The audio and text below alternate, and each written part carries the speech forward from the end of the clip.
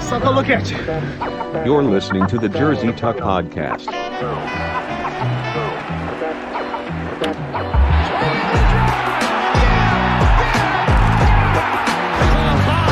Back out to Allen. His three-pointer. Bang!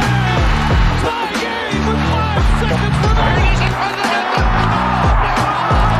Incredible save. He robbed him. Call it copy. Robbed Billboard blind. Call it cop. I don't believe it. Hello out there. Thank you very much for joining us. It is July 21st, 2021, and you're listening to the Jersey Talk Podcast. The Jersey Tuck Podcast. This week, we're rocking a quaint little three-man roster once again, but we're switching it up in terms of who we got here. We got Fred, and we got Mitch, and myself, Alex. How we doing, guys? Good, and you?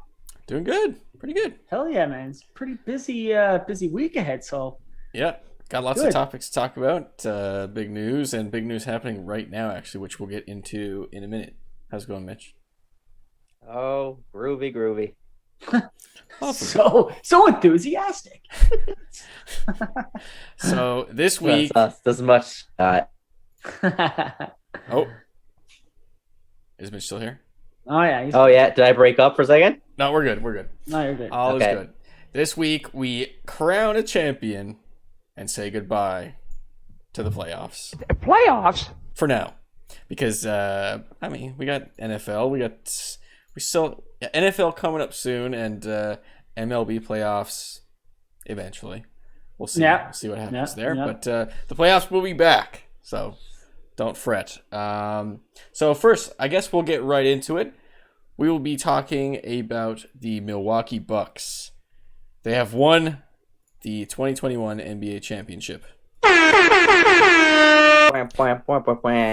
Well done. Pretty sweet. I think if you said that to anyone at the beginning of the season, it's not like you'd get the reaction of, oh, that's the most Far Cry thing to ever happen, or like the most unlikely thing to happen, but definitely not anyone's probably first, second, maybe even third guess, I would say. What do you think? Yeah, maybe top, I don't know, 5, 7? Yeah. I 7? mean, I just thought, like, I'll go back to what I've said a nice few times now. I just always questioned why Giannis re-signed there. I just didn't think he had anyone surrounding him. I really thought he was just going to be stuck. Just that always in the playoffs, but always just never enough to get it done. And I didn't think, but I mean, they obviously shut me the fuck up. So. Well, it just shows how big a pair he has to be like, you know what? I don't need to go to, a super team like everybody else. And he's like, I respect them for drafting me. You know what? I'm going to go as far as I can before I have to, take that plunge like everyone else. So yeah, no, good on him. Good on him to do it. Yeah. And he believed in his teammates, and it showed. I mean, his teammates showed up. I mean, Middleton was amazing, and Tucker was amazing. So how can you not feed off of that guy's energy? Which one? Giannis. Like, oh yeah, he you can tell he's the hardest working guy on that team. Yeah. And then everyone's like, I got to work harder because he's working really hard and yelling at me if I'm not working hard enough. I think I saw an article. They showed the side-to-side picture on the broadcast. Giannis was drafted, 2013 or 2014, something 2013, like that. yeah. That's crazy to think about. He's been I didn't realize he's been in the league that long. And then him and Middleton have been on the team together for 8 years. That's awesome, man. They had a moment. Yes. I don't know if you saw like the moment they had last night when she's right about like they're asking us like talking about him and Middleton were like 8-year journey, and he just looked at it and he looked at it and was like, we did it, buddy, and stuff like that. I actually missed that, so I didn't stay up to watch the whole game, but work in the morning and all that, so I couldn't really watch much of the celebration. But I saw the him and PJ do the big jump into each other, which is so awesome. I saw Giannis's reaction, like tearing up and taking a moment to gather himself. I love that stuff, man. I love that stuff, especially for like first-time champions, because the NBA was plagued for the longest time of being the most boring shit. Like in terms of like predictability of who's gonna win, and like LeBron, like for the last years, it seemed it was LeBron's team or the Golden State Warriors. Yeah, LeBron and consecutively consecutively, it was LeBron versus Steph for like at least 4 years straight. So, Yeah. Good to How be. refreshing was that though? Oh, it was not awesome. to have them in. I think it was great. That's a good thing to talk. That's a good thing to talk about too. It's just taking a look at the whole playoffs as a whole and really appreciating just the departure from the norm. It was so awesome, and because you had, not to like really wish any ill will on or hate on the Lakers or LeBron or anything like that, but it was good to see him get bumped in the first round. Like it was exciting and made you really look forward to what was coming next, and the fact that Chris Paul and his boys, Devin Booker, Ayton, all the guys in Phoenix, are the ones that beat LeBron was definitely a bit of an upset as well. Sure, you had injuries, but every playoff ever has injuries, so exactly. It's good to see. Tons of good matchups, tons of good moments for sure. But to the game, I guess we'll talk a little bit about. I mean, you can't mention the game quite obviously without mentioning Giannis, because he scored 50 points, had 2 assists, which is kind of funny. That's pretty low, but he showed he wanted that ball. Yeah, I am taking that ball. If it's in my hands, I'm making a play with it. Yeah. The fact that he even has 2 is, I guess, a little bit surprising, just because how he was feeling last night. 14 rebounds as well. So he was shooting well from the free throw line as well. 17. It was like one of his best games. He was so good. That's like, you know what? Hey, let's roll this stinger right now. That stat is steamy.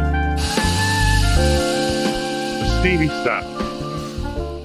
So it has to do with Giannis, but I have another one to do with PJ. So Giannis scored 50 points, and he's the only one to do that in the finals.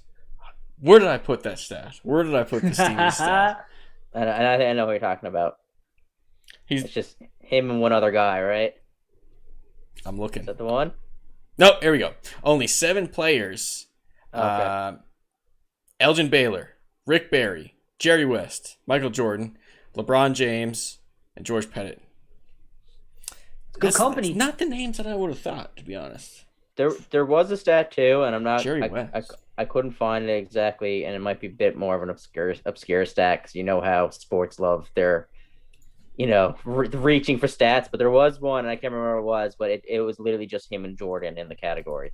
Oh, nice! Yeah. Wow. It was definitely that 50 points in a series clinching championship game. Maybe, yeah. Because I was asking Alex prior, like, there has to be a stat for that, because 50 points to close it out to win, that's pretty solid. Yeah. Sounds like something that Jordan would have done. I said George Pettit. I meant Bob Pettit, by the way. Ancient player, so no one really cares. As I say, you could have said anything. Irrelevant, right? I wouldn't have second guessed it. Yeah. But another one I got to say, PJ Tucker, as a Rockets fan, it was awesome to see him win it. You like to see certain guys from your team just go on and succeed after they get traded and stuff like that, or move on in free agency. Probably less so when they move on in free agency. But it showed a picture of the 2018 Rockets, and it was PJ Tucker, Trevor Ariza, James Harden, Clint Capella. Was that 5? Was that 4? That was 4. And Chris Paul. So PJ Tucker defeated each one of those players in this playoffs to win. Oh, and on all different teams to win his championship. Cool. Bit of a weird storyline there, but yeah. Who would have thought that? I guess, it would. Yeah, PJ would be the next guy to move on to win the title after that team. So I don't think anyone would have thought that. People probably would have thought Harden, especially if they went on to. Well, sure, they bet the Nets. So that title is legit, man. And Giannis said that in the post game as well. Like, man, they earned that, and it was so nice to see like a homegrown team take it. Yeah, like, they didn't just grab everyone from free agency and try and haul over it. Yeah, they got Drew Holiday to like flesh out their roster, but like he didn't even perform overly great in the playoffs. Yeah, that's just a depth which is what any teams do. They didn't haul in a. Yeah. They didn't LA Clippers it and take in Kawhi and Paul George. You know what I mean? That's their faces there, and exactly Anthony Davis, LeBron and Anthony Davis. You know what I mean? Same with the Nets with Kyrie, Harden, and Durant. I mean, none of them are. They're all guys they took in. They didn't draft always them. injured. Yeah. And he true that all of them were injured. So good on them. But it's funny because Giannis actually mentioned that in the press conference. He said like, I don't even know who he was probably just like talking about subtly, but he said he's not going to mention names. Classy Giannis, probably the Nets. Him and Harden got beef. Probably the Nets. Yeah. Yeah, but I mean, people forget Harden was traded. It's like I could have went to a super team. Yeah. He's like, you could tell he was like, I don't want to sound like coming off the wrong way. He kind of said like no respect, like he kind of said like no disrespect to how other guys go about business, but this is how I want to do it, and I felt I knew, like, on a deal, which he did. Yeah, mad respect. You can't ask for much better from a player and from a team. Like, how can anyone really be mad about that win? Sure, you me being on Rockets Twitter, you still have people not liking Giannis, which is funny because you don't see much of them at all now because they're just like, I guess. Yeah, I mean, the only people that are probably mad at this point is the Rockets fans, right? Probably, yep. And I don't see how anyone would have been mad in any outcome, really. Because it was a final of good guys, essentially. Yeah. It's no good. Bobby Portis is a bit of a weirdo. And we can talk about that as well. You see the I'm guessing you saw the, what exactly would you call that? There was a foul called, and then he ran up and down the court, like just jogged up and down the court with his usual crazy eye look. And what I was laughing at was in the slow-mo, as he was about to jog, you could see Giannis just be like, don't do Stop. that. Just had his hand, it's like, don't do that. Yeah. And afterwards, you see Middleton, like, just giving him an earful. Like, don't do that. Like, stop. This is not the time. No. Do you realize how important this specific game is? It's funny. It's funny because they were going to give him, I think they were saying too in the broadcast, like they probably would have gave him a little room to run a little bit, but he kept running down the court. They're like, no, yeah, it's a little too much. Yeah. Apparently, Devin Booker did the same, but I don't think they showed it on the broadcast. Oh, like, okay. He did it like a couple of fouls later, just to kind of like chirp back. But did he? Oh, yeah. really? Oh, wow. Okay. Or did something similar, but I guess I missed it, or they didn't really show much of it. But crazy game for Giannis. Like you said, Fred, his efficiency from the line was just something magical. Like, it's just something we don't see, it's just a weird stat that just came out and really obviously made a difference in the game. He goes 17 for 19 from the line. Like 90-something%. Yeah. I don't have his averages on me at the moment, but I almost feel like he got better at the free throws though as the playoffs went along. He did. Yeah. I think he got better as he got injured. When he got injured, he played better afterwards. Yeah. Yeah, there was wild. There was a couple shots after Game 5 of him. I think he actually left the press conference that said, "I need a minute." Like because he was hooked up to an IV and stuff like that from. Oh yes, bye. Yeah, so I'm just so happy that he managed to come back, because you hate to see players get injured at any time, but especially like right during the finals or even the conference championships. You hate to see it there because it's just like it ruins what everyone has been working towards that whole damn season. So yeah. Well, I guess we sort of got to talk about the Suns too. Like, so question for you, like, what was the downfall for the Suns this series? Was it Giannis was just too much? Was it Paul wasn't on? Like, what did they need next year to, like, what was it? Go ahead, Mitch. You go ahead. I was gonna say I was actually very disappointed by Chris Paul in this series. Extremely disappointed, man. I don't think he showed up, and I know he's probably a bit hurt, but I think Devin Booker started to slip a little bit too. I think the team did get overwhelmed and stuff like that. Maybe they got ahead of themselves, but for who Chris Paul is, what he's done and what he can do, I was actually watching him, man, especially in the final game as well. It's just in the last game prior, man. He didn't bring near enough to the table, man. He just looked like he wasn't a factor. Did you sense fear? Like, I could honestly be like, why isn't he not being like? Alex knows, because I was writing him all the time, being like, why is he not aggressive? Why is he forcing passes like that are not there? I'm like, this is driving me insane. I'm like, yeah. I Just sensed specifically. I sensed that from Booker. He was trying to find a rhythm the whole game, but just like he was in his own head. You could tell from his jump shots he was in his own head the whole damn game. And same thing with Ayton. Ayton's just because he didn't want to get in foul trouble, so he wasn't contesting hard. But he wasn't like confident in his ability to contest a shot without getting fouled. But it ultimately bit him in the ass because you let Giannis come in the paint time after time, right? Yeah. And he's skilled. He's a young player, so there's that. But you really, I don't know.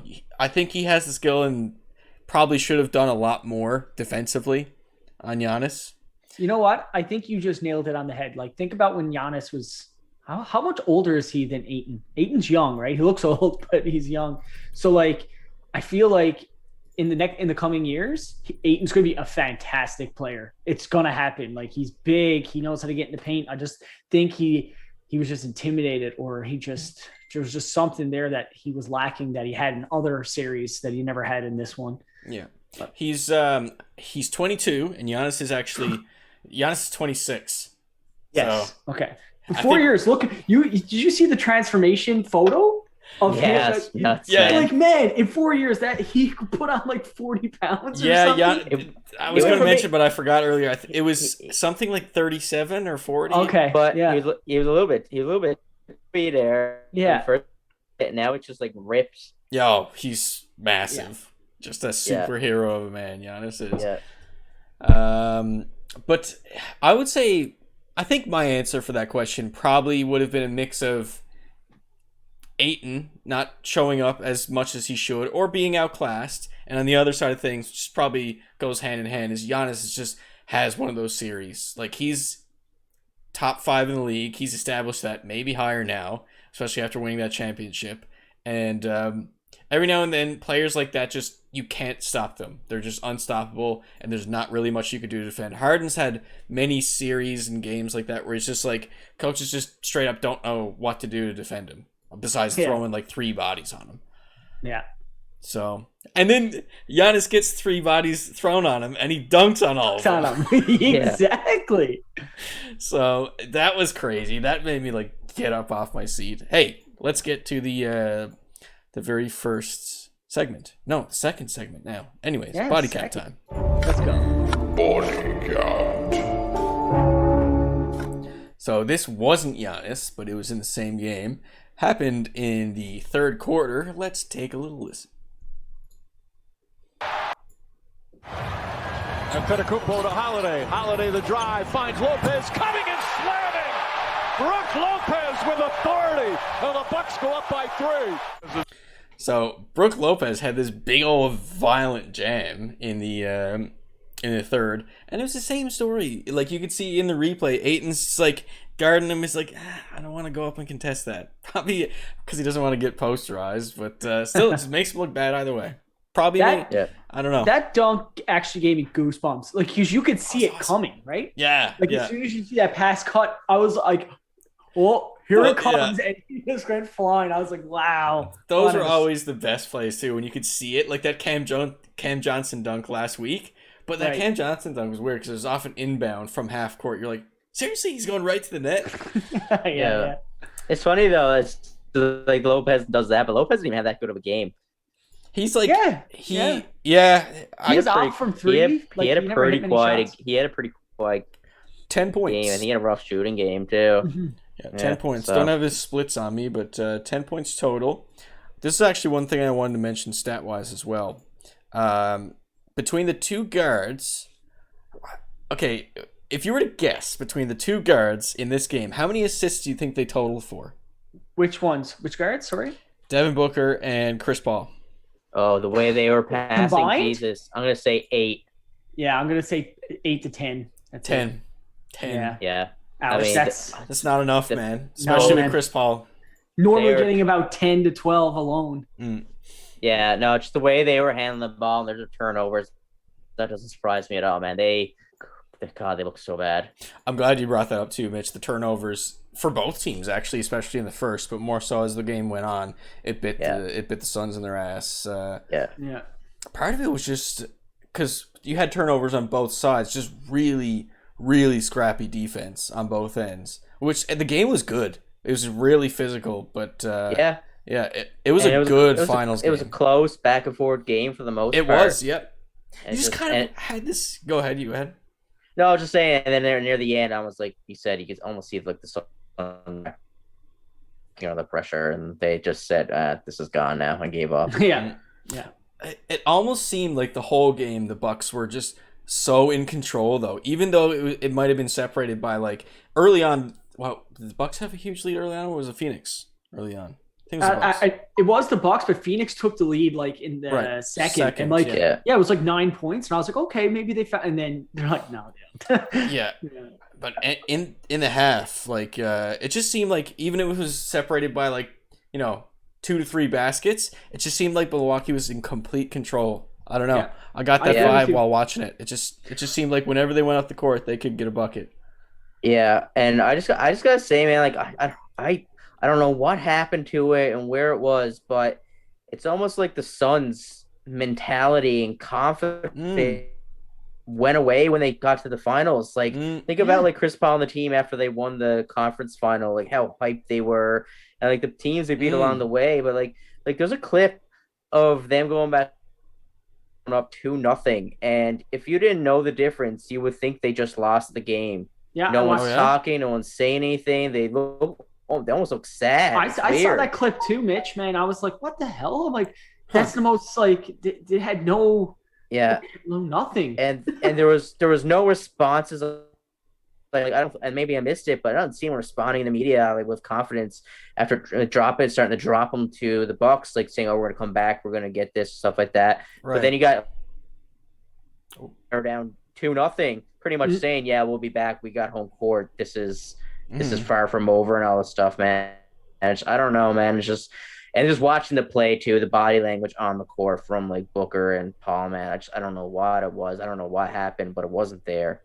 That was just one thing that stood out to me completely watching the broadcast was like both you said, the body language and just I don't know, their presence was just not there. It just seemed like the exact opposite of the Bucks. It seemed like every trip up the court offensively they had was like a struggle to get something going, which is weird as Chris Paul is your point guard.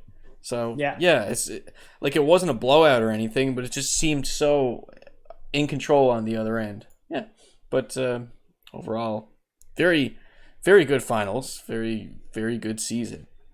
I gotta bring up one thing too that irked me after it was all said and done. What's that? It's the Bucks championship T-shirts. Oh, I didn't see them. So they're fine. They look fine, but on them they said 2-time NBA champions. What? As in referencing the championship. I guess they won back in the 70s. Nice. That's funny. That just doesn't make no sense to me. 2-time NBA champions means to me would be like if you won back to back or in recent time. Yes. I mean, none of your roster was even alive the last time that you won the championship. It's like if Montreal had to win this year, when they said 25-time winner, Stanley Cup champion. I thought that was so weird. Leading events of turf, diamond, and gridiron for your entertainment. Watch this. And we're back.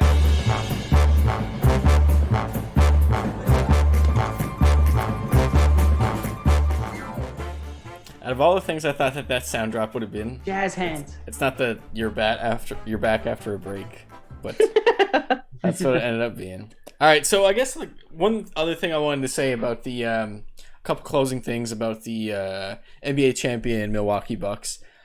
Nice little stat line here. Here's a steamy stat. Pat Connaughton last night. Can we bring up his numbers? Let's see. They're very juicy numbers, gotta say. They're stuff of legend, just like Giannis last night. Real contributor to the championship. So Pat Connaughton on, let's see, that was Tuesday's game? Tuesday, yes. So I'm trying to like jump around here to find his stats, and these websites are making it very hard for me. Of course. You know what? We'll skip it. We'll get back to it. Fuck you. And I didn't say anything. Yeah. Pretend like it never happened. This is the beauty of preparation. Love it. I do have a Pat Connaughton thing here to show as well, though. Here's a little reaction. It was the interview they were doing with the press afterwards. I think this was from an NBA TV interview. It's Pat Connaughton and Bobby Portis. So this is actually pretty funny. Here we go. No one up here has been drinking. First and foremost, how much champagne have each of you consumed? I feel like it's important before we get into this interview.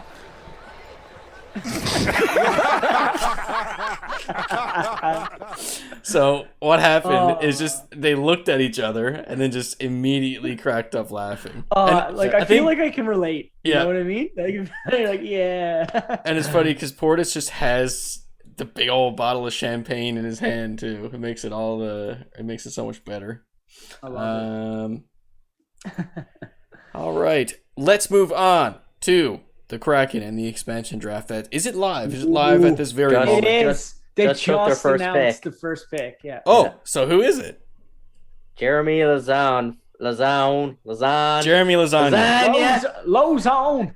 From the Boston Bruins. Mr. Lasagna to the It's Kraken. a good pick too. He's a D-man and he's only like $850,000. Solid pickup.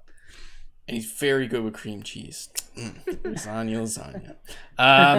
What are some big... Do you have any predictions for the Kraken expansion draft? No, you don't, but tell us why. Not anymore, because everyone's an insider needs to break the news first. Yeah. They're like, you're not going to have any fun tonight. I'm going to ruin it. all the picks are ruined now. I saw Frank Saravelli and Pierre LeBrun and Darren Dreger telling us who they're being picked already 10 hours before the draft. So they ruined everyone's fun. Yes. So how are those TV numbers going to do for ESPN's inaugural hockey piece? Probably. Hey, they got a nice setup there, as you mentioned prior to the show. I think they're still going to get the numbers. Like, people are going to hope like that insiders are wrong. They're like, maybe they got this one or that one wrong or something like that. And maybe Seattle was going to lead them down the wrong path. But as soon as everything came in at 10 a.m. this morning, you just knew, like, at 10 a.m. At 10 a.m. and the broadcast starts hours and hours later. That is a bit different, isn't it? Especially when you're talking about that sort of thing, I guess. This is why I think it's stupid. They should have said, okay, at 5 p.m., like a normal work day, your things are done. 7 p.m., everything's going to be out. Right. That's what they should have done. Or just make it ultra exciting. Like, is it draft and trade deadline, which is literally like to the minute? Like, was it like? Draft is. I think you have however many, like 5 minutes to make your pick or something like that. Maybe 2 minutes. Yeah, it's like 2 minutes, eh? Yeah, so, get it done. Seattle just picked the Detroit player. It's Dennis Cholowski or Cholowski. Oh, Jesus Christ. Chili and lasagna. Awesome. And they used an octopus to reveal the pick. Nice. Why not? It's literally from like the Seattle Aquarium. It's a an octopus, and I guess they put in his like tentacle around whiteboard, and he like just slowly reveals it. What? That's so cool. Nice. Like, spell this. It's like, all right, I can do that. That's your octopus voice. Yeah. All right. Ooh, I'm an octopus. Well, if you want to go deeper into this, for sure, like, I think the big one was Carey Price, because the whole thing with Mark Bergevin, both of them trying to play each other, was very like, it was comical almost. It was like, okay, let's make a deal. I don't want you to take Jake Allen. Carey Price might be injured. And they're like, all right, I want like 2 first-rounders and a second-round pick and a prospect for him, or something ridiculous. And Bergevin's like, nah. And then, of course, Carey Price was like, I'll just waive my no movement clause and like just being an absolute captain. And that's what they did. And then you put Carey Price up. And man, how juicy would that be? Like, see, like, if you're a GM for the first time, seeing Carey Price's name totally available, how do you not jump on that? But then again, you're like, okay, he's 34, 35, and you're like, oh, man, but he's had some injuries. He had a concussion once. Should I jump on this? It's tough. But I guess if you look at his recent performance being, like, literally made it to the Cup final, wouldn't you? Would you guys take him if he's on the board? You have a lot of money. You got to spend to the cap. With the way that the Kraken right now, by reports, what they have there, it's not a lot of money, man. They have no superstars. Like, Mitch, you would know. Like, who's their biggest superstar right now that they say would be worth money, or who has a larger contract? Giordano, if they take him. And he's only there for a year. If he is there, I think he's going to be traded. They just signed Larson and Jamie Oleksiak, which are two solid defensemen, but they're not $4 million. Like, they're like $4 million. It's not a $10 million. Yeah, I don't know. Like, they don't have any. It doesn't look like they're getting any superstars. So I don't know what. Like you said, like, if they almost might struggle to try and reach the cap. You don't want to overpay guys either. Exactly, but you have an amount you have to reach.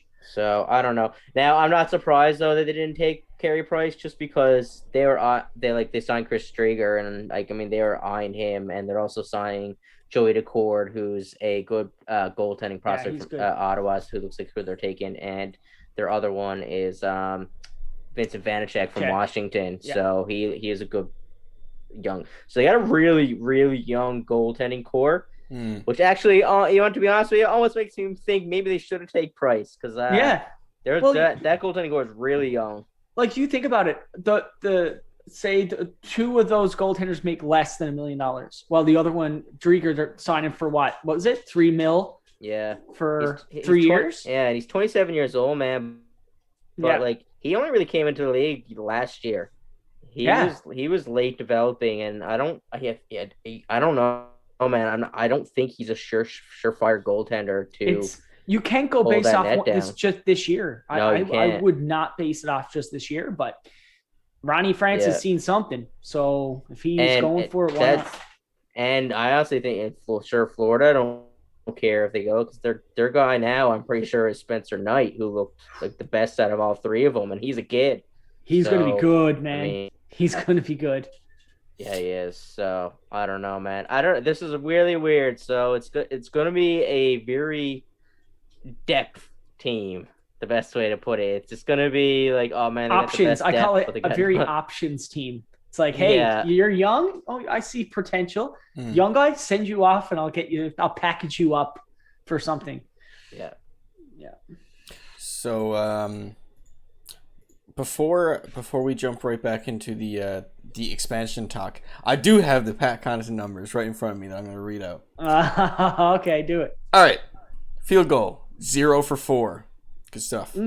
3 points, 0 for 4. Good stuff. Yes, I remember that one. Free throws, 0 for 2. Hey, Patty, cashing in the performance. All right. That's that part of the stat line. But back into I think I could have told you that. Like, I was pretty confident. I'm like, I'm pretty sure he did nothing. So literally nothing. But on a decent amount of attempts too. That was the funny thing about it. So what pick are we at now in the Kraken draft, in the expansion number draft? 4, and it's exactly what myself and Mitch just said, and it was Chris Drager. Or Drager? Drager, yes, I don't know. It doesn't matter. But anyway, it was Florida's backup, who we said that we wouldn't base it off of this one season that he played. But that's who they're going with, man. And he's going to be their number 1, I think. Or 1A. Let's say he's going to be a 1A. Yeah, it'll be him and Vanacek, and I think the cord will be there if they need someone to hop in, but I think they're going to let the cord probably develop, because he's going to be really good. Yeah, like, he was only a rookie last year, I think it was. Yeah, like being here from Ottawa right now, like everyone is like, this guy is going to be really good too, right? And he played well a few times this season, so we'll see. But you got to save Gustafsson, and then you don't want to save fucking Matt Murray. Like, my God, get rid of that contract. Yeah. Oh, actually, this one's for you. Freddie from Montreal. They took Cale Fleury. Yeah, of course. No Carey Price. There you go. So yeah, the rumor was you're seeing all sorts of rumors floating around, but apparently they're not interested in Tarasenko or Carey Price. Is what the word is. Tarasenko's an interesting one. Like, yes, he's had 3 major shoulder surgeries. You're hearing so many mixed reports about that injury, eh? But like when he came back, he scored his very first game in. Like, he could still put the puck in the back of the net. But you got to be careful. Like, he's not the same player. Like, he's not afraid to hit. He's not looking stuff like that. So I don't know, man. He's like what he's worth. What does he have? 2 years left on his contract. 2 years, yeah. So that's the big deal, right? Like, actually, it makes it easier just to take a chance on him. I think. I don't know. He has I think he has to provide a list of teams he's willing to go to as well, doesn't he? Not sure. Oh, he has a no trade, eh? Yeah, it's a modified no trade. Okay, he probably has like 10 teams or something like that. Yeah, I'm pretty sure. Mm. So that trading him, I don't know. So we'll see, but I think is it him or someone else? So it doesn't sound like they were anywhere close to really getting a trade done. Oh, I think it was them. Yeah. Yeah. So we'll see. I don't know. It's one of those things too. The way off season works is that sometimes if there's another player people are eyeing and stuff like that, you got to wait for that player to move before, and then that opens the floodgates. Mm-hmm. Like Jack Eichel's name is still out there. We Right. don't know what they're doing with Jack Eichel, and there's probably some other names. Is Gabriel Landeskog signing? Where's he going? You know what I mean? Taylor Hall. I mean, it looks like he's staying with the Bruins, but I mean, you got to make sure. So it's all those kind of things with players like that. Like it's almost of a domino effect. Once they start signing, or once one of them goes, it starts to unfold. So. And it makes sense too, because I guess everyone's waiting, maybe trying to get a deal done for the best thing that's available. And once one goes, they're like, okay, we're moving on to the next thing, and like you said, domino effect from there.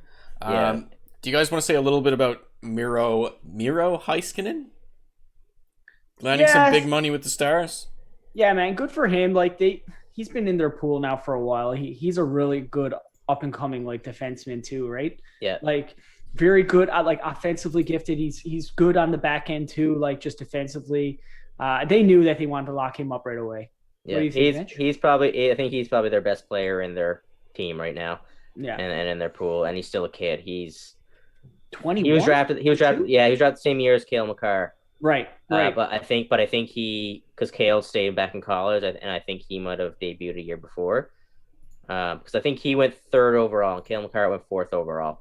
Yeah. So, so he had a real. Did he win Rookie of the Year this year? I can't remember. Anyways, there's one year he had a hell of a year, but yeah, he's a good all around. Actually, the year that we went to the Cup, he was having a phenomenal year. Or went to the Cup final, he had a phenomenal year that year. He was an absolute beast. Was it 8 for 8 there, Alex?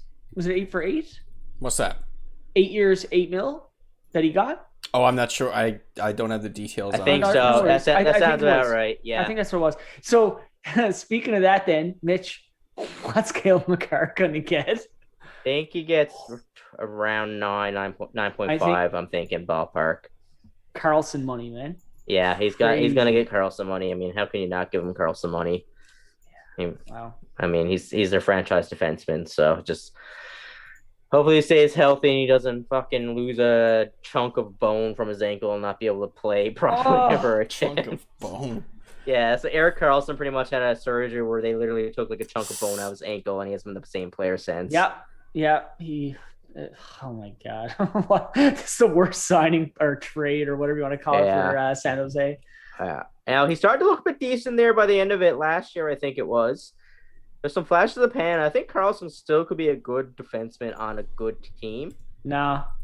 You don't think so? You think so? No. I think he could be. I saw some stuff from flashes from this season. Trust me, I had him in my fantasy league. And really? I held on to him, hoping like everybody else. When did you drop him though?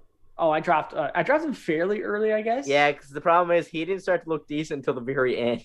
Oh man, when it didn't friggin' matter. Yeah, I was like, oh God, I just dropped him and picked up somebody ridiculous. I don't even know who it was. I don't know. Person guy. San Jose are not a trending in the right direction team. He's not winning anything with them there. So what, is Brent Burns getting traded then? I mean, I think so at some point, man. You got to give him somewhere. There's no way. They don't. Logan Couture, man, is overrated in my opinion. Yeah, totally. Sorry, went off a little off topic there, Alex, but Yanni Gourde just got picked up from Tampa.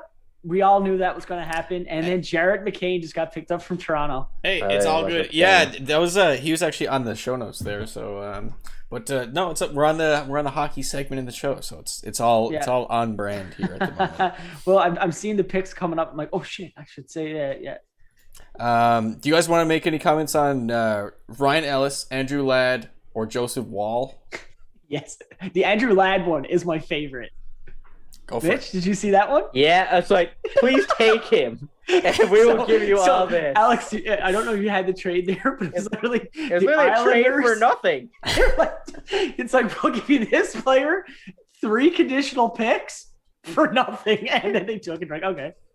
Please put him on your salary books. Educate me about this fella. Okay, so Andrew Ladd, he was a great player years ago, but right now he's captain of the Jets and everything. Good, hard-nosed captain, kind of leader, total leader, like awesome. Yeah. But I don't know what his cap is right now. It's like $8 million or something. $7 million. Yeah, like he earned a decent contract the way he's playing. But the problem is, as soon as he got it, he got the.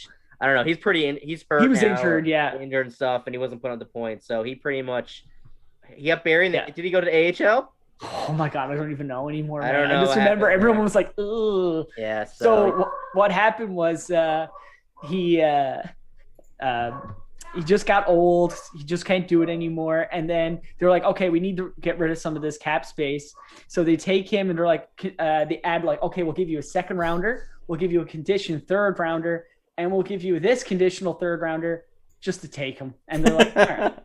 And that's it. Like, literally, I'm looking at it on the screen being like, 4 things for nothing. Nothing. It was literally nothing. I have never seen a trade. Usually something has to go back the other way. Like, they could have gave him like a 7th rounder. Yeah, it was so weird. It was literally and that was a lot of picks to take that too, man. Yeah. And that's from Lou. Like, which is weird. Yeah. I don't know, man. It was weird, but I mean, the one free of cap space, I guess. So there you go. Or you could have just done what Billy Guerin did and just bought him out. But no, let's just trade him for nothing. Screw it. And Ryan Ellis. Yeah, Ryan Ellis. That's that Ryan Ellis is a good defenseman, man. He's been around for a little bit now. Same team. But yeah, he's always on Nashville. But I mean, Nashville do have some decent depth on defense. But it's a very interesting trade. And then it was like a 3-way trade. And I'm saying Nolan Patrick was a 2nd overall pick or 1st overall pick. 2nd. Nico Hischier was 1st, wasn't he? Yeah, it was him and Pat. Right. Yeah, that's right. And he's now in Vegas, and Cody Glass, who's used to be, I don't know if he still is touted prospect, has shipped out too. Did he go to Philly too? No, he's the one who ended up in Nashville, right? I don't know. Oh my god, I can't remember. No, yeah. I don't even remember anymore. It was a good 3-way trade. That's all I know. Yeah. So very interesting. I don't know. Yeah.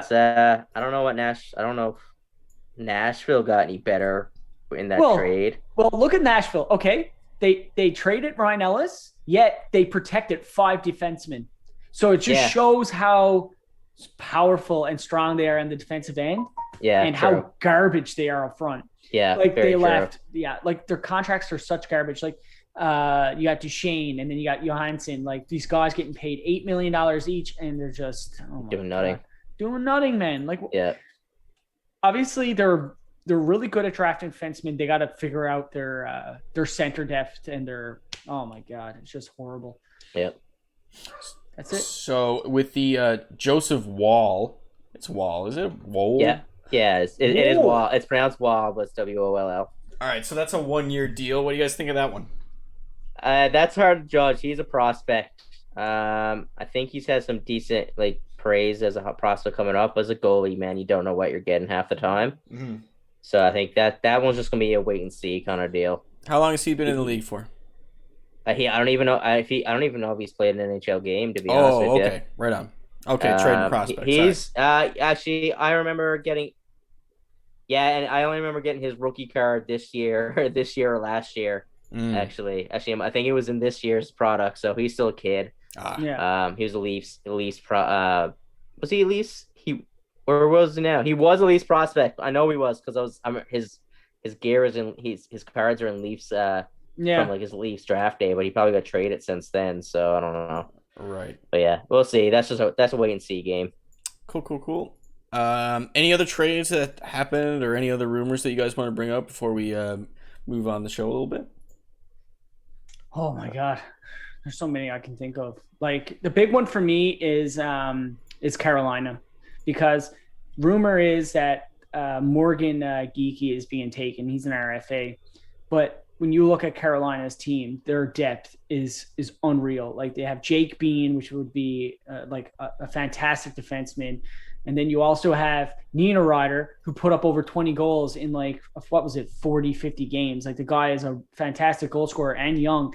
But then to take this Morgan Geekie, and I'm not even familiar with him, to be honest. So I feel like there's a side deal that that we don't know happened yet. And obviously it's going to come out with the expansion draft that's happening right now. We'll know all these side trades that happened, but please take this guy and we'll give you A, B, C, or A and B. So there's a few like that. Also, Adam Larson is another one. He signed he was with Edmonton Oilers, and he just signed with the Kraken. So now that's the Oilers' top defenseman, probably besides Barry, I guess. Clefbaum's been injured. So, yeah, probably one of their top D men that they traded Taylor Hall for because they needed more D. And now he's gone. So now on the back end, the Oilers are, my God, they're going to be garbage next year. They're not going to be able to keep the puck on the net. And then they're signing Mike Smith, who's 40. I'm like, oh, my God, man. So I heard it might be a multi-year deal. It is a multi-year. So Alex, this is funny. What I was just saying about Nashville, about being defense, everything's defense, and then they got no offense. Mm-hmm.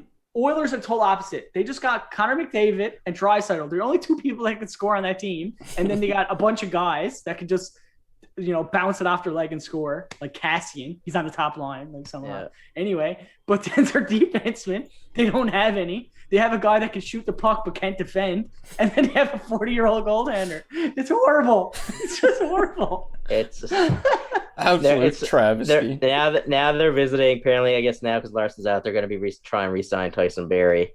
It's like shit. God. I guess we got no other options now. So I don't know, man.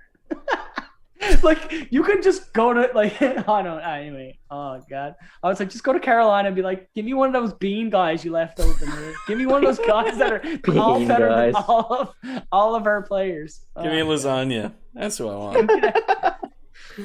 want. Hey, let's get to some nasty or nice before we get to the MLB. Do it. Is it nasty or is it nice? So this is not necessarily anything new. So you know what? We're rolling the stinger. It's called a ketchup song.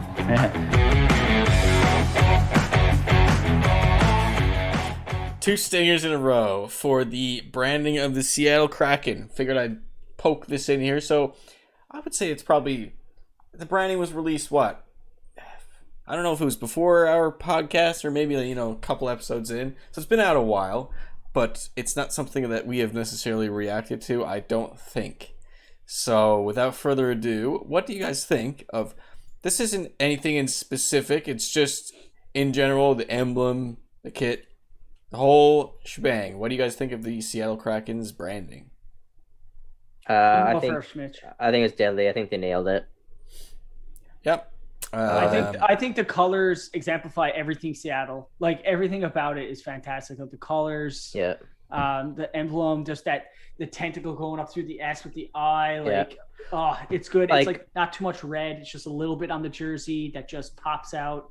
Oh, it's so good. Yeah, I was afraid when they went with the Kraken. I was like, oh my God, they're gonna make the most monstrosity of a thing, like friggin' beast. But they the way they did it with the S, and it's just made it. They went about it a simple way, which is in this day and age, man, with logos and designs, stuff simple is better. Yeah, and I think they killed it and stuff like that. And the colors are deadly, and they're showing here now. Like Twitter's kind of re-drooling out right now as the expansion draft is going on because Chris Drager came out as the first because he was actually there because they knew they were signing him. Yep. Wearing the jersey, and everyone's re-drooling all over the jerseys and how they look in person. So love it. Let's actually see if I can just show you there. So if you're watching the video pod, you can see them. Beautiful. That is a nice jersey. Beautiful jerseys. That is a beautiful jersey. Yeah, and their second emblem too is like the anchor. The anchor with the I can't remember what the tower is called, but it's like the tower in Seattle. Yeah. As like the middle of it, like the middle part of it. It's awesome. It's that designer deserves a raise. Totally. Yeah, or design team. And they did when they were doing the reveal, like the logo, I think reveal and name reveal and stuff like that. Like they did this like kind of like I think I sent it to you a long time ago, Alex. But it was this like hype up entrance kind of video. It was just done so well. It was like highlighting all of like Seattle and like the sea and stuff like that and everything. I don't know. It was just done so well. Yeah. Yeah. Well done. Definitely a nice for all of us. I'm gonna assume that's a consensus nice for everyone involved in the pod. I think we've reacted to it in some way or another off the podcast. So. Win for me. I like the colors too, and it almost goes hand in hand with the Mariners. So it's like yeah, I can see that. I like that. It's like it's on brand for the city, as Mitch said as well. Same colors, same theme, really cool. And the eye, it's just like the subtle touch of the eye. Yeah, it's very subtle. I know, that's what I mean. It's just... Yeah, and the eyes like red, and then they got this like little red pinstripe across the bottom and the sleeves. Just a little red accent. It just looks great, and they got like the dark blue and the baby blue. It just looks really nice. Yeah, it's beautiful. I'm all for it, man. Yeah, I'll probably get some kind of gear at some point. It looks too sick not to. Yeah. They'll when they get a third jersey too. I mean, I bet they're gonna have a sick third jersey as well. Okay. Yeah. So you know what I was just gonna say to you, Mitch? I was thinking like. Are they going to come out with something like that just shoots out to you like the Islander with the fisherman? You know what I mean? God, I hope Imagine they come out with like the actual. They should do like a shipwreck. That'd be amazing. Like dope. A ship getting attacked by the Kraken. Yeah, that would be dope. Man, that would be. Yes, dude, do it. Pick that up. It can be done. Make it happen. Amazing. Yeah. Yeah, that's a win for the Nastier Nice of the week. I think. I wonder what they're gonna come through like we know how like in Nashville they got like the saber tooth mouth that they come out, and like San Jose they got the shark and stuff like that. Oh, they'll come out with the tentacles and everything just all over the place. What made me think of that just then, what Alex kind of said, it'd be cool if they kind of came out through like the bow of like a shipwreck, like an old like pirate shipwreck kind of deal, like through the bottom of it, skated out through that. That'd be pretty sick. That's pretty cool. I like it. So we'll see. Let's fetch that. I know the guys. I'll call them up. All right, so we'll get them on the pod next week. We'll get them on the pod. Yeah. This is now a Seattle Kraken podcast. We are now. That's an insider. But their fan base are crack whores. The crack whores. Man, we made that joke a while back. The crackhead or the crackheads. The crackheads and crack whores. And as you can see by my name here, their stadium is the Crack House. Was that actually going around Twitter and stuff? A little bit, yeah. Yeah, a little bit, yeah. That's funny. Yeah, good stuff from Seattle. I'm excited just to see their branding on the ice too. Should be good. More sports need to go back to Seattle, and I think that's the way it's trending for a couple of leagues as well. Yeah, they should get their Supersonics back, man. Yeah, I think that'll happen eventually. With that new arena, I think it will. Yeah. I think. How many teams do NBA have right now, Alex? 30 total.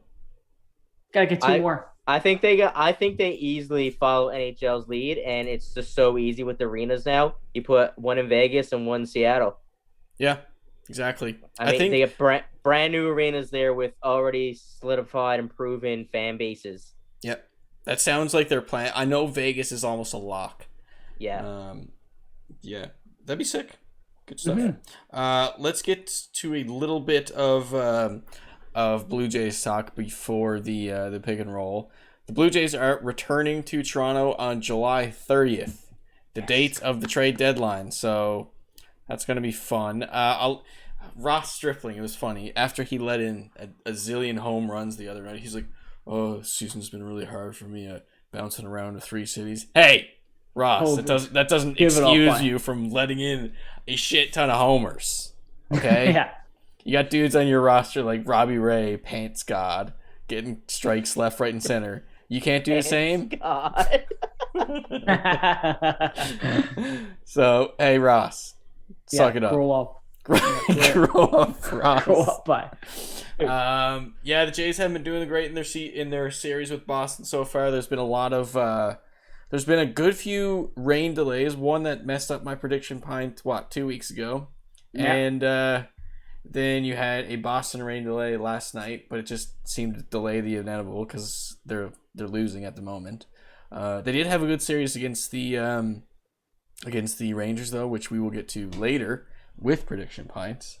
But yeah, good to see them going back to Toronto. You guys got any thoughts about that in general besides general happiness? No, I'm really happy with the Jays so far, man. Besides that pitching game, that was horrible, but I still think they're going to make the playoffs this year. I think they're going to squeeze in the wild card spot. Yeah, I hope so. That's going to maintain a little bit of consistency. It's all. Don't go in a bad slump. Because if they go in a bad slump, I think it's going to kick them. That's going to cost them. Yeah. So just need some consistency. I mean, you're allowed to have bad games. You're going to have bad games. Just don't let it be a habit. Yeah, and unfortunately, it's shitty to lose the games that against Boston so bad because they're leading the division, and winning a division in baseball, like other sports, is very important for your playoff berth. And they have a ton of games left to go against Boston. So hopefully they figure something out, either strategy-wise or trade deadline-wise. Mm-hmm. I just hope with them moving back, one thing I say about them moving back to Toronto, because obviously I don't think the capacity is not going to be the same as in Buffalo, right? I don't think so, no. So, I mean, I hope that doesn't take away, like, any wind out of their sails, you know what I mean? Like, right. I mean, home team advantage is a real thing. I mean, our hometown advantage is a real thing. So, I mean, hope it doesn't feel like, to them, comparison now, they're playing in a friggin' empty baseball stadium again, and it's just like, oh, we got no home fans, you know? So, hopefully it doesn't, you know, like I said, take the wind out of their sails. It's a good point because when they started their season in Dunedin, that was their what do you call it, spring training park, which was very small. And small. In Buffalo, it was a decent sized park, but the Rogers Center is just like a whole other story. So perhaps even a smaller capacity at Rogers Center is loud, but who's to say, really? But it seemed like in Buffalo, man, they had plenty of fans because they're right there, right? I mean, so I don't know, man. There's a good chance it might almost seem like a downgrade. Yeah, in regards to like a hometown support fan base, you know. So I'm thinking they'll be pretty loud because it's been so long, and oddly enough, a lot of the players I'm pretty sure on the roster right now haven't even played in Toronto. Yeah. So that'll be interesting for them. I think a couple of players have stated that they're looking forward to that experience, but at least they were blessed with the fact that Jays fans travel very well. So Jays fans are everywhere. You hear them in every stadium. Did you hear my chair there? Yeah, that wasn't an odd pod fart, but it could have been. Could have been a lot better. Yeah, right. I didn't just shit my pants. I didn't just load me diaper. But with the trade deadline, it's going to be interesting. Apparently, they're after some pretty big name targets, which surprised me. Who are the notable targets again? Like Chris Bryant of the Cubs, Joey Gallo, Texas Rangers, like some big hitters. So, and they're obviously looking for pitching staff too. But just those names alone, I was like, really? You're adding those? Like, that's kind of crazy. I don't know. And they're not afraid to make moves this year. Yeah. No, they seem definitely more active than normal. That's for sure. I think they know too. Their pitching is still it's still leaving some stuff to be desired. You know what I mean? So yeah. I mean, at least they're not afraid to address that in that regard. So another one, apparently Craig Kimbrell from the Cubs as well. Like, that's a huge bullpen. That's a lot of moves, isn't it? Yeah. For like, I don't know. I guess a lot of names are on the trade block this year. I guess when you got the offense that they got, though, man, geez, you gotta try and help give it support. I mean, if you get the pitching with the offense that they got, I mean, you're laughing. That's a dangerous team. Yeah. Oh, it's so exciting. I think they will make moves. It's just a matter of who they bring in. Hopefully, it's some big name. It's happened before in the past when we got Tulo, which turned out No, Tulo's for a year. Good. So. He was always injured too, right? Yeah, that was the thing. Tulo couldn't stay healthy. That was the big issue. When he was healthy, he was great. He was excellent. Yeah. I like Tulo, but he just couldn't stay healthy. And I think by the end of it, his head wasn't even. He had some personal issues and stuff on the go, didn't he? Yeah, I think, like you said, his head wasn't in it. He always got a little bit of. He really didn't want to get moved from Colorado. He was really tight-knit. Yeah, that move came out. Rockies fans are pissed about that too. Yeah. Like that was it was a bad trade too, wasn't it? It was essentially for nothing. I can't even remember what it was for, to be honest. I don't even know if I remember now. Maybe it turned out being better, but at the time, I'm pretty sure that. Yeah, I think it was for a pitching machine, if I remember correctly. So I don't know. Jersey Tuck. What do you call it? The Jersey Tuck tip-off machine. The prototype of it. Yeah, I think that's what it was, boss. I remember correctly. Yeah. But yeah, everyone's really excited for the Jays' return to Toronto, and I can't say I have any predictions for the trade deadline. I just hope they land one nice piece. Let's see. Would I rather a pitcher or a power hitter? You know what? Pitcher. Why do you need more hitting? The team's incredible right now. I think they're fine in the hitting department. They just have to hit. Right, yeah. So yeah. Pitching, man, pitching all day. Yeah, let's get some pitching in there. You know what? Starting pitcher or bullpen, just get more the merrier. Like, man, A's not working. Fuck, all right, throw in B. B's not working. Throw in C. You throw everybody in there. Throw them all in. Throw them all in there. Same time. Who cares? Same time. Why not? Line up on the mound. All right, so now we got an idea for a new sport. It just got 3 pitchers on the mound, all throwing it at the same time. Pick the best pitch. Yeah. So you have more options as a hitter. It'd be great, but more danger as well. Anyways, pick and roll time. Let's go. Let's do it. Hey, bro! Ooh. Hey! I like the pick and roll. I like the give and go. Answer the question. Freak out, yo! So, for to continue on with baseball a little bit, just quickly list off, the Jays are continuing to improve their roster, landing Gunnar Hoglund. There's a name for it. Good old Gunnar. That name alone is sick. Gunnar. Eat him, Gunnar. Yeah. Throw some heat on him, Gunnar. You know he's gonna be good for sure. Oh, for sure. You better be going named Gunnar. Absolutely. I would say. Shohei Ohtani donates all of his home run derby earnings to charity. Good on him. Good on him. What a guy. Not much a man, but he's somebody. Jays dominate Rangers. Kind of got into this earlier. / get dominated by the Red Sox. Good times. We had a couple bizarre plays in the majors this week. You had the Cubs landing a double play on the Pirates, which you had to throw home to first, but you also had to throw. No, you had to throw home. No, throw to home. Yeah. For the out. And then a throw to first for the second out. Yeah. So that's an order, obviously, that doesn't happen very often. And the one that happened at first was like complete mistake. I didn't even see this, like why the runner wasn't. Did he trip? Yeah, I think he tripped or he kind of stumbled, and he's like, "Well, that's it. I guess I'm done." And he made no effort to get back up, and then kind of realized that maybe I should. But by the time he made a decision, it was the ball was at first. it was I don't know. It was like I don't know. You gotta love those blunders, eh? You're just like, God, I thought I was done, but I had time. That's definitely a thing. I mean, you might get chewed out a little bit, probably more so laughed at. But like that's the thing. Like if you're in the minors and you do that, you get like obliterated by coaching. Be like, commit to every play. I think what happened was he thought for sure the ball was going to first and not home because, like you said, it's a weird order to go home then to first. Yeah. And when he fell, he definitely was, I'm done. Right. And then he realized like, oh wait, that didn't go there. And then he got up and he was out. Yeah, such a strange play. And also you had the Mets creating this disgrace of a situation, allowing three runs in the inning on the one pitch. So was it a wild pitch that happened? A pitch that got away from the catcher? It was like it wasn't. No, like, it wasn't. It was a full swing, but it just happened to roll up the third baseline, right? And then he made a fielding error, right? And then he made a fielding error, exactly. Yeah. He made a fielding error and scooped it, I think, to the backstop, and then no one ran for it. It was so weird. It's like, and they're like, "Oh, I'll just keep running, I guess." Yeah, the pitcher, he scooped it, like I said, made an error, and he's like, I messed up. It's like, it's not a dead ball. And then no one went for it. Everyone just looking around, like, "Hey."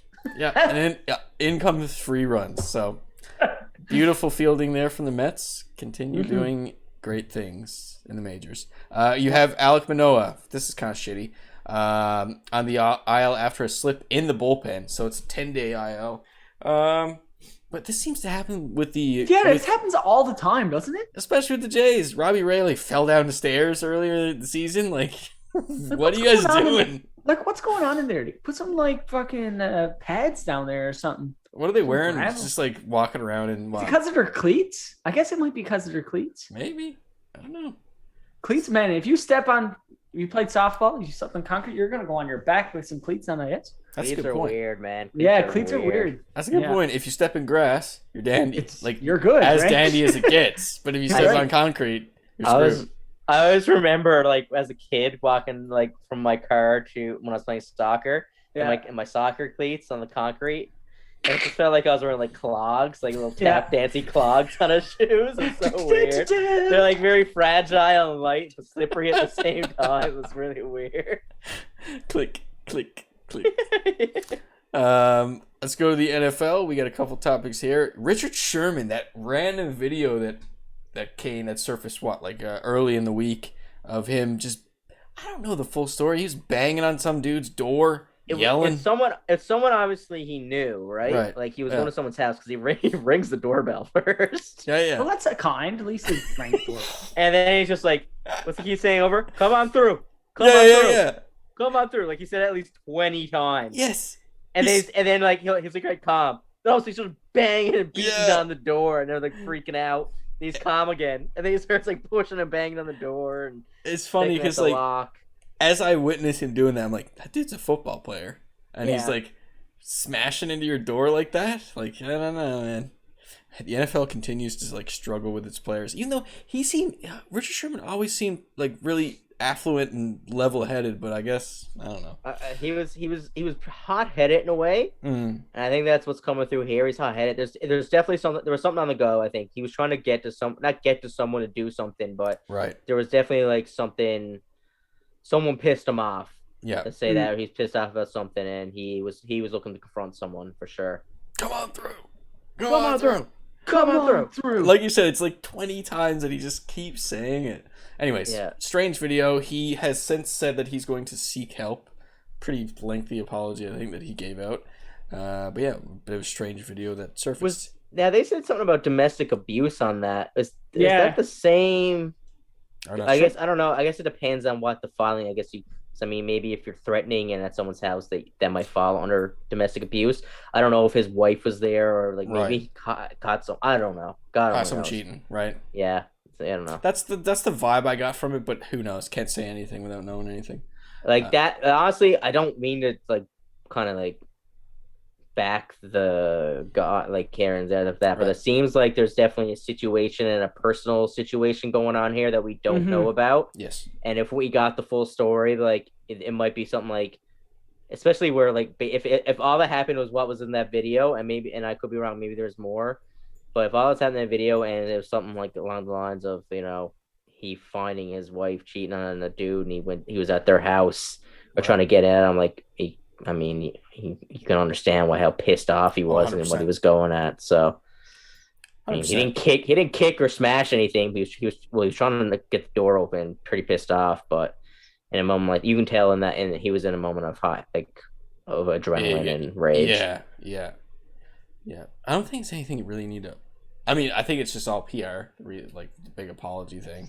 The way NFL is, man, Jesus Christ, that's the lead. That is probably the least of the worries. It's someone banging on a door and yelling at someone. Very true. Yeah, he'll win a trophy now for fucking his apology to humanitarian of the year. That's how you get awards, man. You do something stupid and then you're like, oh, sorry. All right, give this guy a trophy. Yeah. Sign him to another new deal. Yeah. Sign him to a deal. So Peyton Manning and Eli Manning are going to co-host a Monday Night Football broadcast by way of Disney. What? How awkward that's going to be. Two of them talking. Oh my God. Is it going to be anything like the Nickelodeon one? Are we like a SpongeBob, like a touchdown pole or Jesus, with the uprights, SpongeBob between the uprights, and then the splash zone, or whatever the hell they call it, slime zone. Yeah. With Disney, it's gonna be like what, like who would be like Mickey Mouse's face in between the uprights? What else you got with Disney? All I'm thinking about is like, I don't know, Daffy Duck. Can we get a Daffy Duck interview with Eli Manning? That'd be the weirdest, almost awkward thing that I've ever seen. You know what? I don't think I'll watch it. I guess. No, not big Manning guys. I don't know. I think Peyton Manning is good on the mic. I just can't see Eli being good on the mic. I just find them both awkward. I was thinking the same thing. I like Peyton. Peyton's hilarious. Yeah, I was thinking the same thing with Eli. Eli's awkward though. Yeah, he is. Peyton's probably gonna be good on TV. I don't think there's much released on what like the content of the show will be. It just says like alternative broadcast with Disney. So is it going to be like a kids oriented thing? I don't know. Hey kids. It's like through the middle of the play. It's like Aladdin just sweeping through. I could show you the world. Oh my. Mickey throwing bombs. Oh yeah, for sure.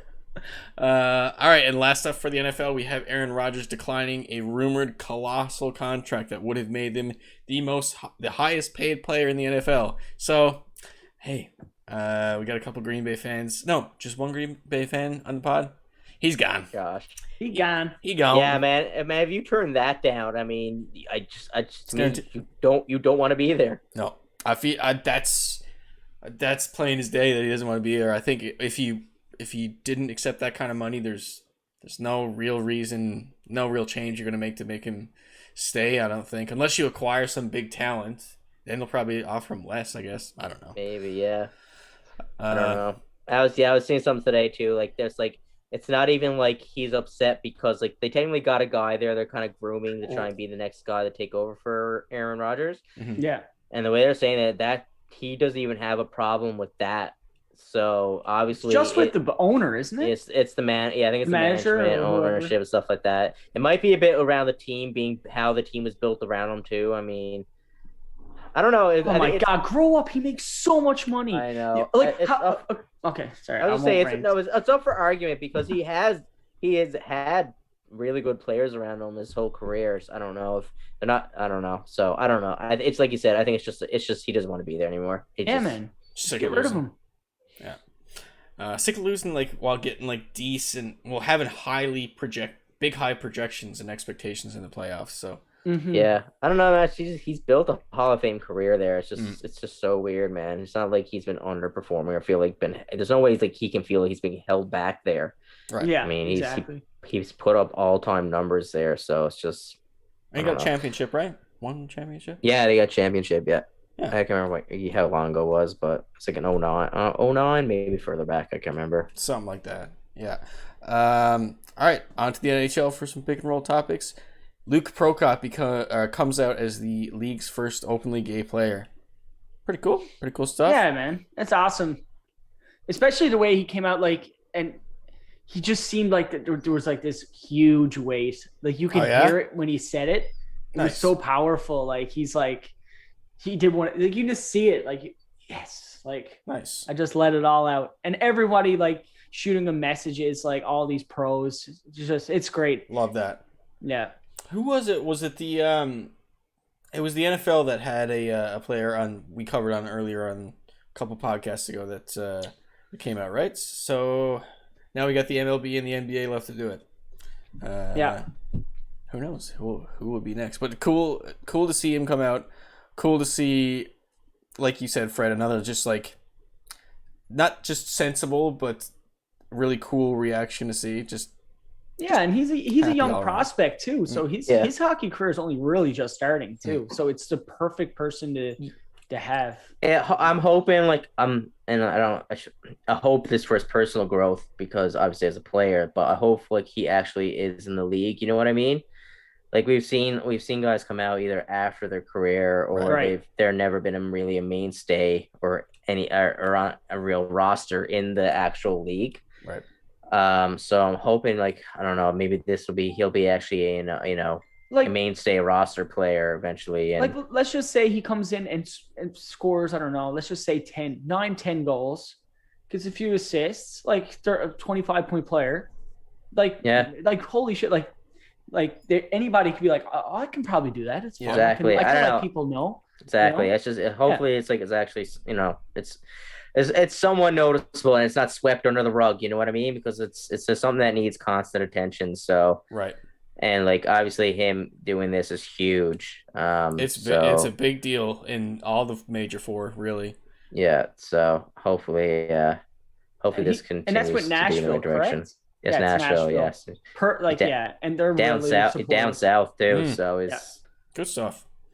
And it's cliche to say at this point, but you just hope that there's a point where that's not like newsworthy. You know? Oh, I know. Oh yeah, for sure. I'm waiting. I know it's gonna happen. It's gonna happen, and I doubt it'll be during their career, but a superstar or a star is gonna come out as gay. And I think in the next 10 years, a star in one of the leagues is gonna come out as gay.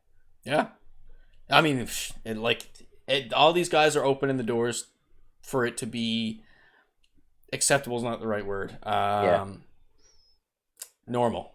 So yeah, well that's the huge thing, man. It's just getting around this, and I think it is becoming easier because I think the younger generation just accept it.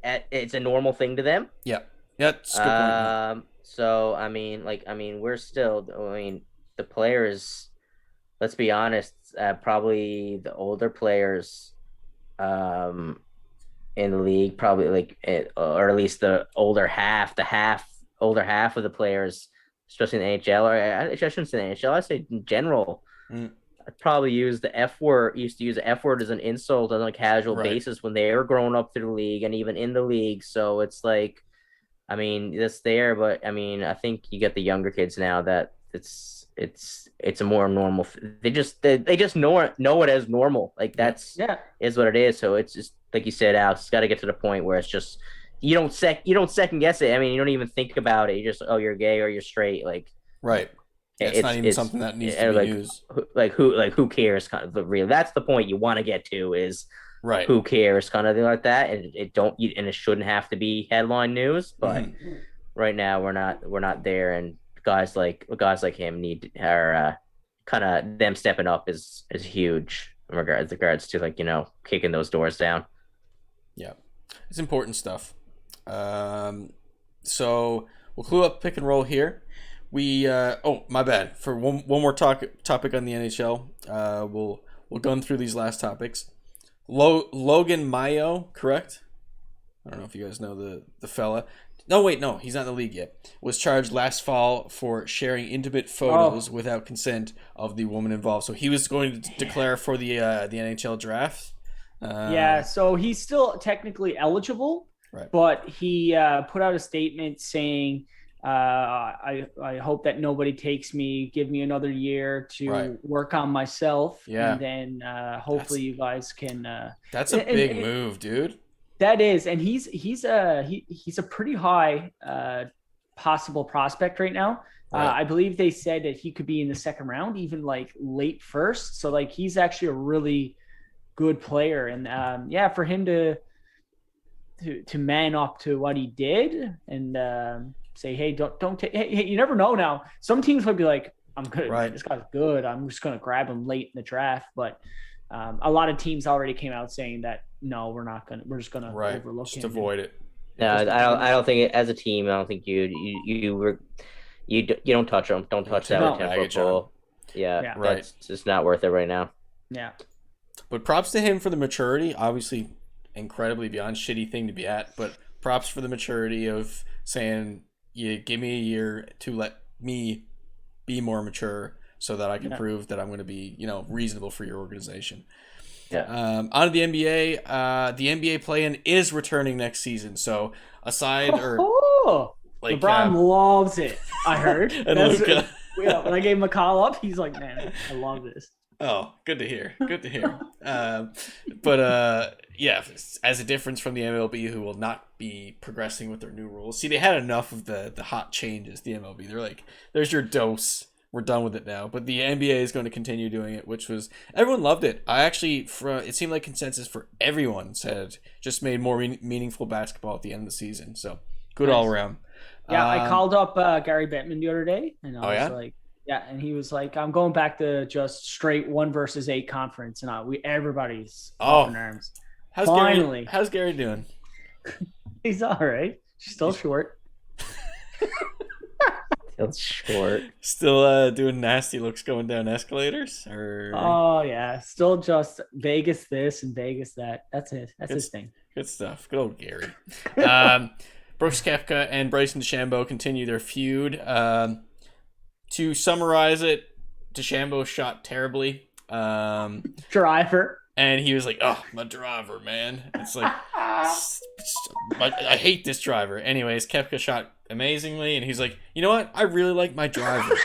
Man, Alex, I told you I should have bet my pint on this, man. Yeah, I knew it. That's funny. You did last week. You did. Colin Morikawa wins the Open Championship, and Jermel Charlo in his unification bout with Brian Castano. Great fight. Ended in a draw. Didn't have any big misgivings with the decision. It was a great fight. Yeah, good stuff. Shall we go to the prediction pints to end it all off? Hell yeah, let's do it. Let's go. Prediction pints. Get your crisp prediction pints. All right, prediction pint record keeper. Do you have the records in front of you? I do. So last week, Josh said Eichel will be traded before the NHL draft. Technically, the draft is not until next week, so he's getting a 0. I said that Giannis would have an 80% at the free throw line. This would be game 5. Mm-hmm. He got 76. And I was like, I was so mad. He only needed to hit 1. So I did not get mine. And then Alex, you said the Jays would sweep the Rangers. So I believe all the games of that series have been played now. One was a back-to-back, and they did do that. Yeah. My man, look at that. So look at you.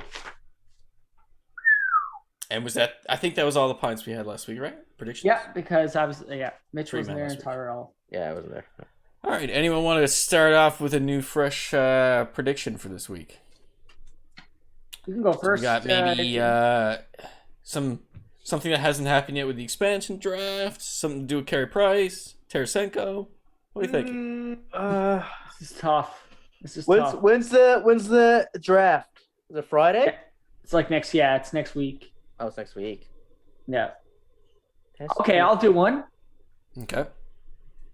I'm gonna bet it's literally gonna be a 1. I think Owen Power is still gonna be drafted first overall. Oh, that's a guarantee. Hey, you never know. Some people have it that he's unanimous by far, and then it's literally 2 through 9 can go anywhere in the mix-up. Hey man, I'm going for it. Imagine if oh my god. Put your neck on the line for that one, didn't you, Fred? Well, at least he acknowledged that it's a 1, so okay, that's a plus 1. Yeah, you never know, but that's that's like number 1. Congratulations, Buffalo. You're gonna drown another kid's dream. Excellent. No, I'm sorry, guys. I can't be saying this. If any Saber fans listening, be so mad. The draft is this Friday. Right. I think I'm gonna say between tonight and the end of Friday night, the first round of the draft. Now we're talking.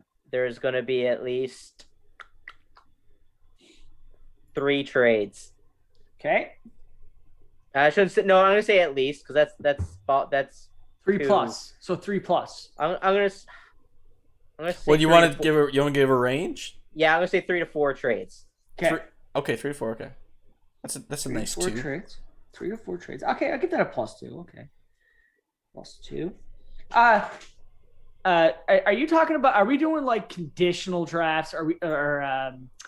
Trades, or is this more like Landeskog is going to be in there, like an article? No, I'm gonna say like player involved trades. Okay, so actual roster players. Yeah, roster trades. I don't want because that's a bit sketchy. If I'm saying like, yeah, that's what I mean. I don't want you to have round 2 for first. You know what I mean, like that. Thank you. Okay, that's why I need a clarification. So roster players. Yeah, nice. Like player trades. I like it. That's very specific, actually. It's pretty good. I like it. All right. Would you guys allow me to make a prediction? It's probably, I'm going to guess next pod will be a week from now. NBA draft is on the 29th. So Ooh. I'll make a prediction that'll, I guess, get locked in not next show, but the one after. Okay. I'm going to guess. I'm going to say for the second pick, Houston is going to select Jalen Green. Jalen Green. I like that. Not Suggs, just Jalen Green. No, not Suggs. Toronto might take Suggs. All right. Where's Toronto picking to? 4th. You guys got a nice pick. You guys got a nice player. I think it could be Suggs, man. You guys got a nice player coming to the squad. It's going to be nice. Mm-hmm. All right, who's left for a prediction? Is that it? Josh. I'll call him up. We'll phone him in. I mean, we can. We could, yeah. We'll wait till next week. But that's going to conclude up for this week on the Jersey Tuck podcast. Thank you, everyone, for watching live on Twitch, following on Spotify, liking on Facebook, all that stuff. Make sure to lock in that follow on Twitch as well if you get the chance to watch us live. It's going to be a nice show next week, I think, because we got the MLB free agency. You got Toronto returning like shortly after the next pod. The expansion draft is going to be done. Got some stuff coming up next week, so it's going to be good. All right. Any closing words, boys, for this week of the Jersey Tuck podcast? It only takes 2 wipes. No, 3 wipes to know it only took. You already screwed up. No, fuck it. I don't got anything. All right. Price is still ahead. There it is. The price is right on toilet paper. The price is still right, boys. All right. See you next week, everyone. Bye-bye. Peace. Bye. See ya.